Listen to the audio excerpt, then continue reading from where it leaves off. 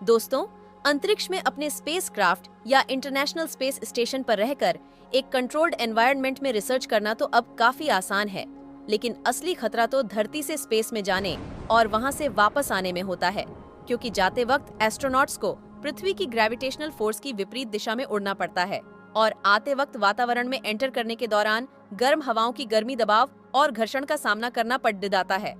और इस दौरान हुई एक भी छोटी सी गलती भी स्पेसक्राफ्ट में सवार अंतरिक्ष यात्रियों की जान तक ले सकती है। इसलिए एस्ट्रोनॉट्स के साथ कई एक्सपर्ट्स का क्राउन क्रू इस बात का ख्याल रखता है कि टेक ऑफ और लैंडिंग सही से हो जाए। और आज के इस वीडियो में हम इस स्पेस ट्रैवल के विज्ञान को आसान शब्दों में समझेंगे, तो पूरा वीडियो जरूर देखिएगा। दोस्तों, बचपन में पटाखे वाला रॉकेट जलाकर शायद आप में से कई लोगों ने सपना देखा होगा कि मैं तो बड़ा होकर रॉकेट में सवार होकर अंतरिक्ष में जाऊंगा।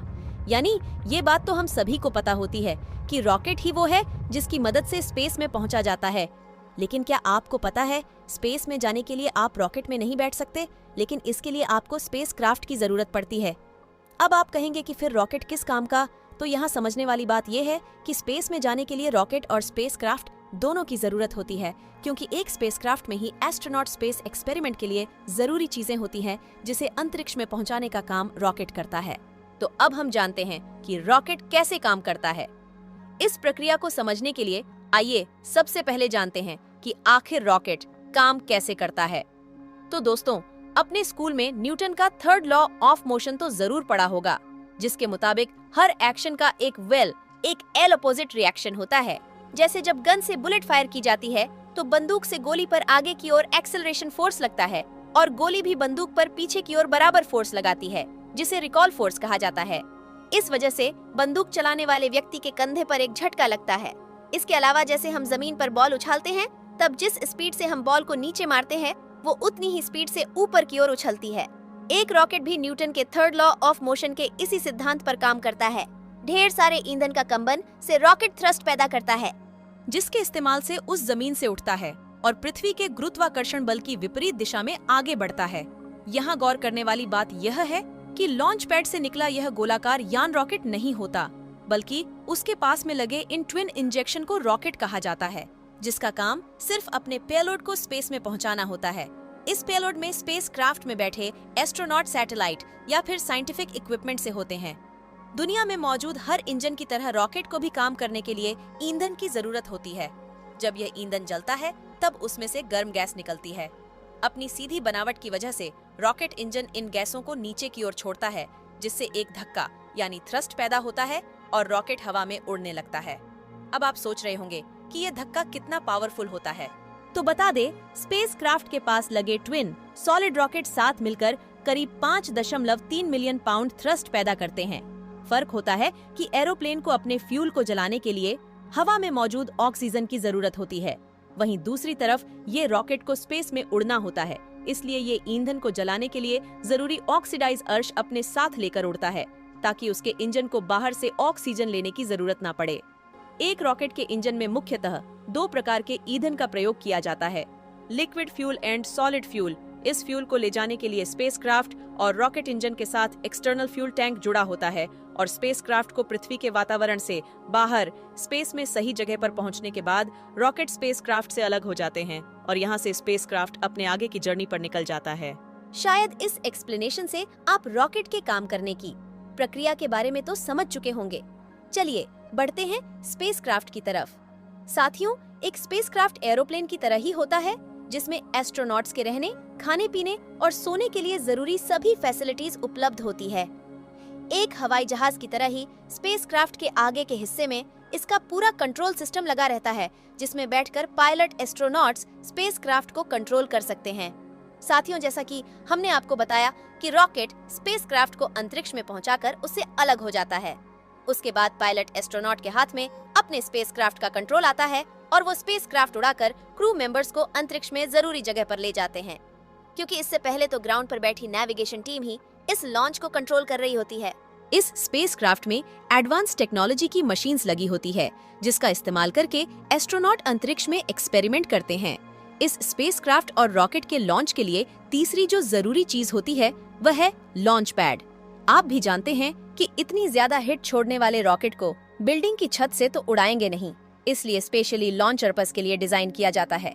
लॉन्च पैड साथियों, लॉन्च पैड वो प्लेटफॉर्म होता है जिसकी मदद से स्पेसक्राफ्ट को आसमान की तरफ एक स्ट्रेट लाइन में प्रोजेक्ट किया जाता है। अब पेलोड जितना ज्यादा होता है, लॉन्च के स्टाइजेट उतने ही ज्यादा होते हैं।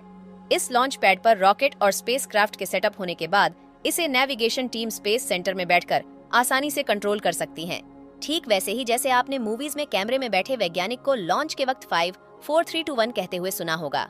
दोस्तों, अभी उतनी टेक्नोलॉजी डेवलप नहीं कर पाई कि एस्ट्रोनॉट पृथ्वी से ज्यादा दूर जा पाए, इसलिए वो पृथ्वी के आसपास ही अंतरिक्ष में अपने एक्सपेरिमेंट्स परफॉर्म करते हैं और कई बार एस्ट्रोनॉट्स के स्पेस शटल सीधा इंटरनेशनल स्पेस स्टेशन पर जाकर लैंड करते हैं, जहां पर उनके रहने, खाने पीने और सोने से लेकर एक्सपेरिमेंट के लिए मॉडर्न इक्विपमेंट सब कुछ मौजूद होता है। अब इस इतने बड़े स्पेस स्टेशन को बनाया कैसे गया, उसके बारे में फिर कभी बात करेंगे।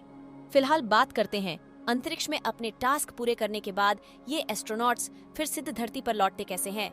यहाँ आप में से कुछ लोगों को लग सकता है कि स्पेस से रिटर्न होने के लिए भी रॉकेट का इस्तेमाल किया जाता होगा, लेकिन आपको बता दें कि वापसी के दौरान स्पेसक्राफ्ट के पास ना ही इतना फ्यूल होता है, ना ही रॉकेट, क्योंकि इन्हें तो लॉन्च के बाद ही अलग कर दिया जाता है।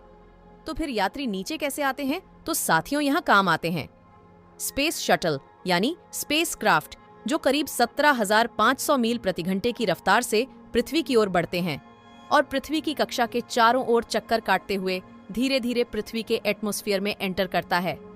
इस एंट्री की प्रक्रिया ही स्पेस ट्रैवल की सबसे मुश्किल प्रक्रिया होती है, क्योंकि इस दौरान स्पेसक्राफ्ट को वायुमंडल की गर्म हवाएं और उनके प्रेशर और फिक्शन का सामना करना पड़ता है। इस हिट का अंदाजा आप इसी बात से लगा सकते हैं कि अगर इस क्राफ्ट की जगह हवाई जहाज को अंतरिक्ष से वायुमंडल में एंट्री कराई जाए तो वो चुटकियों में जलकर राख हो जाएगी। इसी हिट से बचने के लिए स्पेसक्राफ्ट के ऊपरी और निचली सतह के साथ पंखों पर भी एक खास तरह की हिट रेजिस्टेंस कोटिंग लगाई जाती है। दोस्तों, आपको यह जानकर हैरानी होगी कि सन 2003 में जिस कोलंबिया स्पेस शटल में कल्पना चावला और कुछ अन्य एस्ट्रोनॉट सवार होकर पृथ्वी पर आ रहे थे, लॉन्च के दौरान उसके पंख से यह हिट कोटिंग उखड़ गई थी। इस वजह से वायुमंडल की गर्मी ने अंतरिक्ष यात्रियों के साथ पूरे स्पेसक्राफ्ट को ही कुछ पलों में जलाकर राख कर दिया था। साथियों, कल्पना चावला के इस हादसे के बारे में डिटेल वीडियो आप आई बटन पर क्लिक करके देख सकते हैं। खैर, जैसे जैसे ये स्पेसक्राफ्ट पृथ्वी के वातावरण में दाखिल होकर धरती की ओर बढ़ने लगता है, वैसे वैसे ये जमीन के पैरेलल उड़ने लगता है और फिर आता है लैंडिंग का समय, जो पायलट एस्ट्रोनॉट के लिए चुनौती से कम नहीं होता, क्योंकि हवाई जहाज की तरह ही स्पेसक्राफ्ट को भी एयरपोर्ट के रनवे पर ही लैंड कराया जाता है और लैंडिंग के दौरान इसके नीचे की ओर लगे पर ये खुल जाते हैं। लेकिन एक एरोप्लेन के मुकाबले स्पेसक्राफ्ट की स्पीड काफी ज्यादा होती है, इसलिए लैंडिंग के दौरान रफ्तार कम करने में मदद करने के लिए इसमें पीछे की ओर एक पैराशूट भी खुल जाता है। हालांकि अपोलो, जर्मनी और मरकरी जैसे कुछ स्पेसक्राफ्ट की लैंडिंग समुद्र में भी कराई गई थी, लेकिन इससे स्पेसक्राफ्ट के पानी में डूबने का खतरा बना रहता है, इसलिए अब इस तरह की लैंडिंग नहीं करवाई जाती। तो इस प्रकार आपने जाना कि अंतरिक्ष में जाने और वापस आने की प्रक्रिया में कितनी भारी चुनौतियों का सामना करना पड़ता है। खैर, स्पेसक्राफ्ट की लॉन्चिंग और लैंडिंग में से आपको कौन सी प्रोसेस सबसे ज्यादा मुश्किल लगे, कमेंट करके जरूर बताइए। तो फ्रेंड, आज के वीडियो के लिए बस इतना ही। अगर आपको ये वीडियो पसंद आया हो तो इसे लाइक एंड शेयर करें। ऐसे ही इम्पोर्टेंट और नॉलेज वाले वीडियोस के लिए इस चैनल को सब्सक्राइब करें। धन्यवाद।